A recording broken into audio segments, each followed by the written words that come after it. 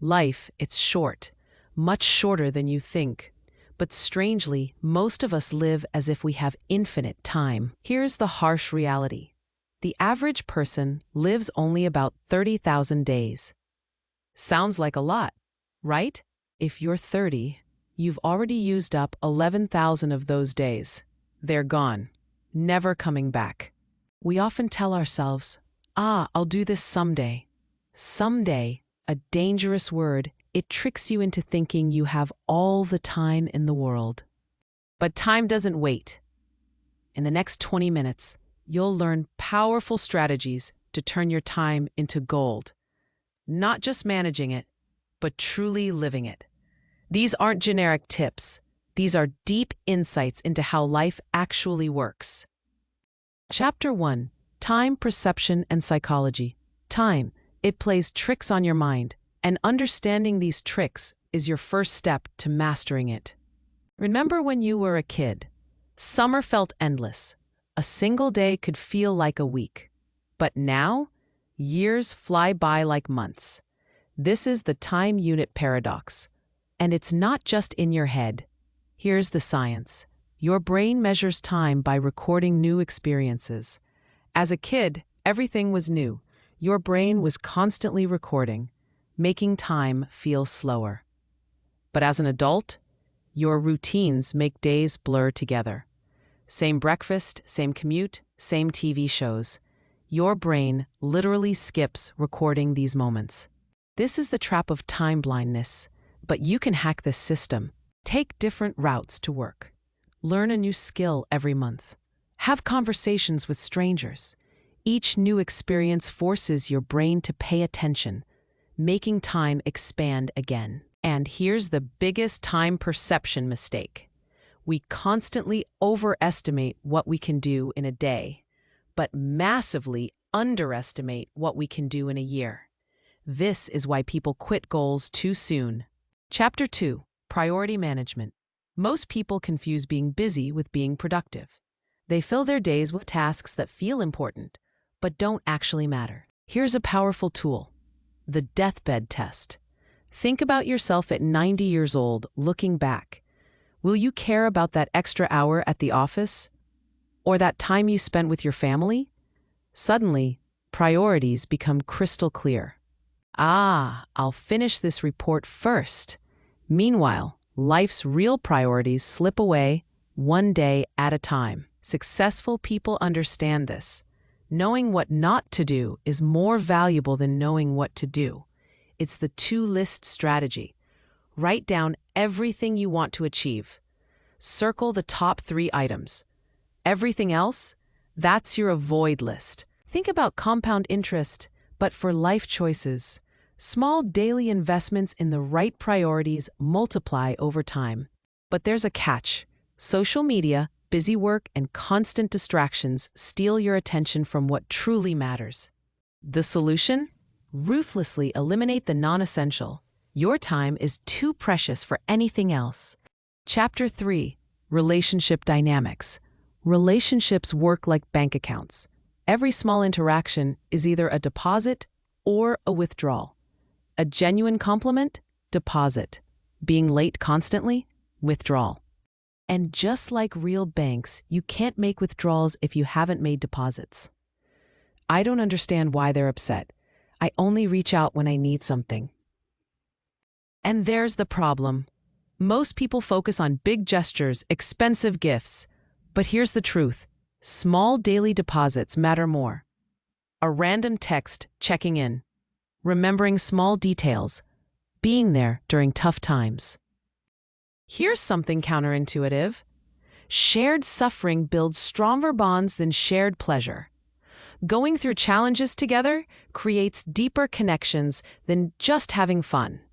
And don't ignore your weak ties, those casual acquaintances and distant friends. They are your bridges to new opportunities, ideas, and perspectives. Strong ties comfort you, but weak ties help you grow. Want to expand your sense of time? Help others. It's the ultimate paradox. Giving time makes you feel like you have more of it. Chapter 4. Career and Purpose.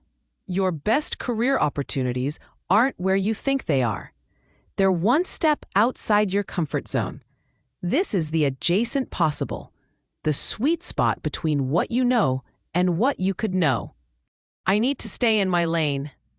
But that's exactly how careers get stuck. Here's a massive career mistake: optimizing for money too early. In your 20s and early 30s, optimize for learning. Every new skill you gain is like a lottery ticket for future opportunities. Money follows knowledge, always. Forget the career ladder. It's a trap. Modern careers are more like jungle gyms. Move sideways, diagonally, even backwards sometimes. Each move builds a unique skill combination that makes you irreplaceable.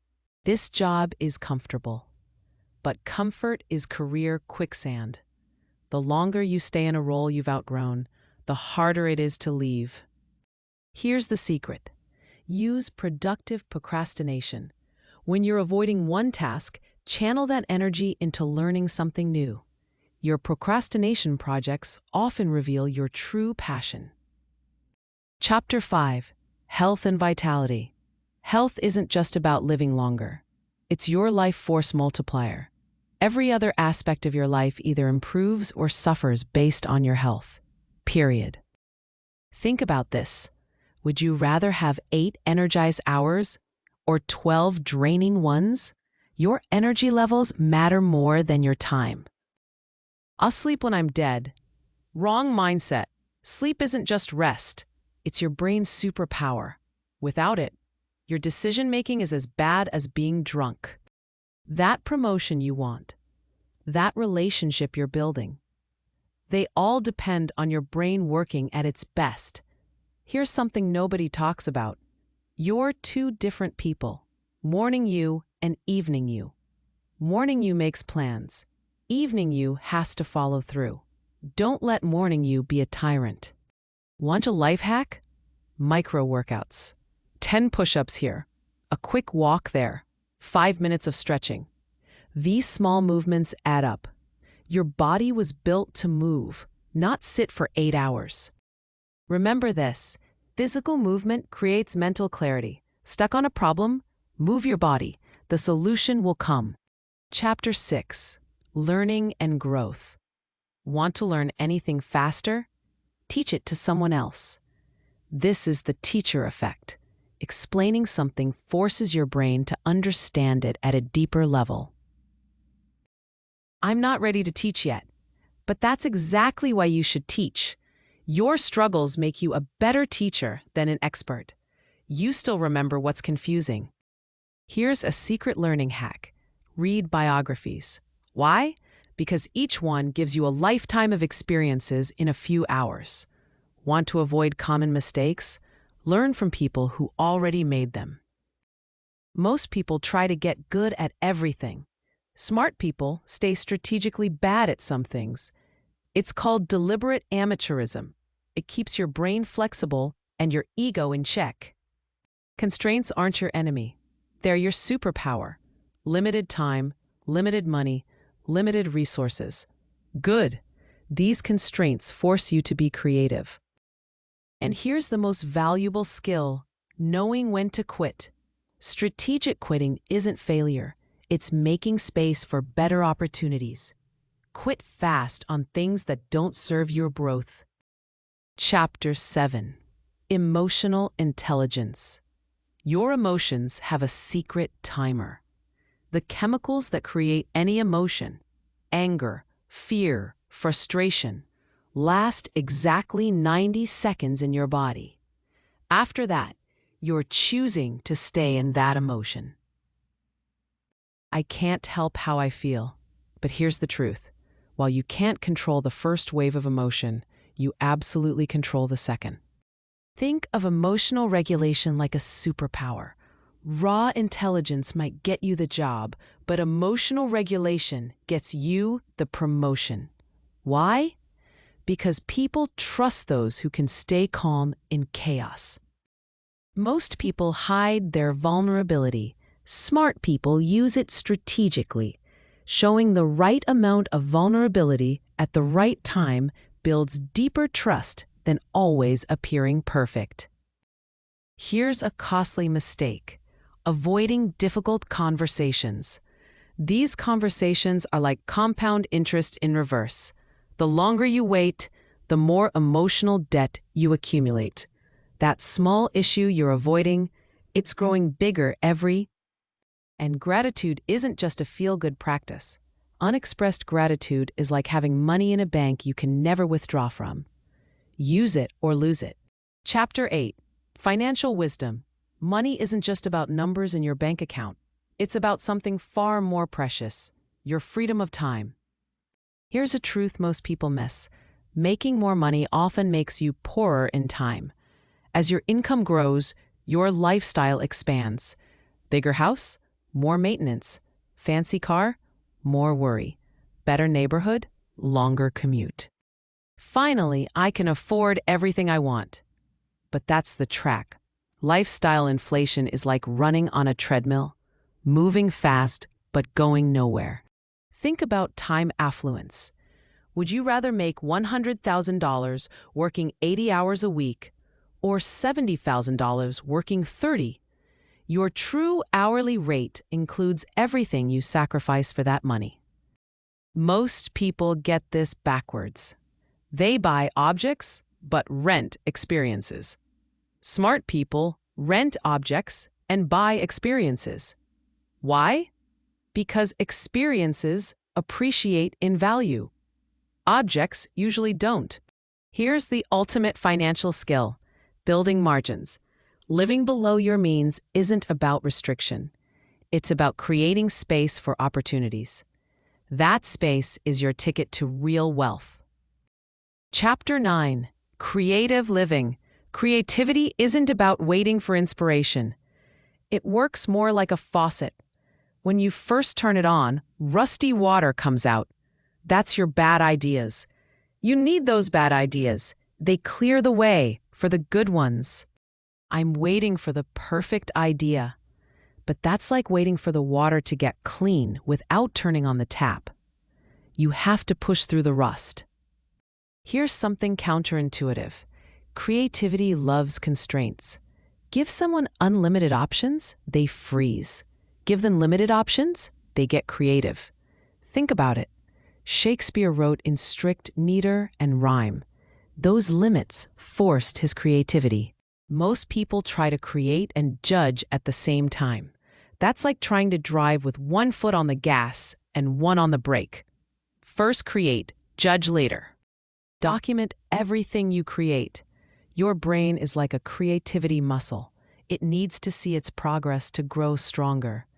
Those early terrible attempts, they're your proof of improvement. And here's the real secret. Combine skills nobody else combines. That unique intersection, that's your creative superpower. Chapter 10. Personal Energy. Your energy is your most precious resource. Time management is useless without energy management. You can't do meaningful work if you're running on empty. Most people never audit their energy.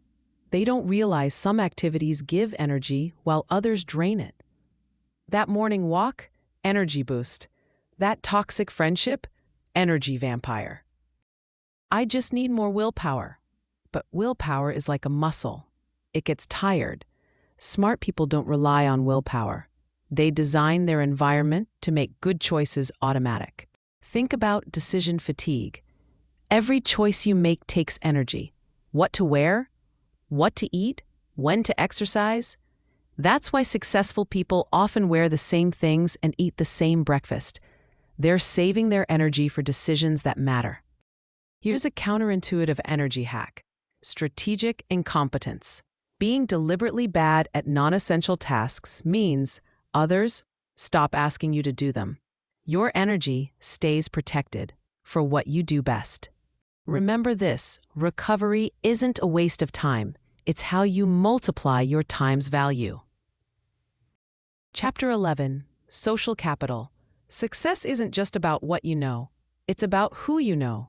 But here's the thing. Real social capital isn't about collecting business cards or LinkedIn connections. It's about building genuine relationships. There's a simple formula for friendship: time plus vulnerability plus shared experiences. You can't shortcut any of these elements. Real connections need all three. I don't have time for networking, but that's missing the point. True networking isn't about taking, it's about connecting. The best networkers aren't collectors, they're connectors. They introduce people who should know each other. Most people underinvest in friendship maintenance. They wait for big life events to reconnect, but strong relationships are built in the small moments. That random check-in text, that quick coffee. That's where real bonds grow. Think about community like a garden. You can't plant all the seeds at once and expect them to grow. You need constant, small acts of nurturing. Every conversation is water. Every introduction is fertilizer. The truly successful, they build their community before they need it. Because when you need a community, it's too late to build one. Chapter 12, Mental Models. Mental models are your mind's shortcuts to understanding reality. But here's the catch. The map is not the territory. Your mental models are always simpler than reality, and that's both their strength and their weakness. Most people see only what's in front of them. They play checkers, while life plays chess. Second-order thinking is your advantage, asking not just what happens next, but what happens after what happens next. This seems like the obvious choice. But obvious to whom? Your mental map might be missing crucial territory. That's why multiple perspectives aren't just useful, they're essential. Here's a powerful truth. Knowledge isn't power. Understanding is power. Knowledge is knowing a tomato is a fruit.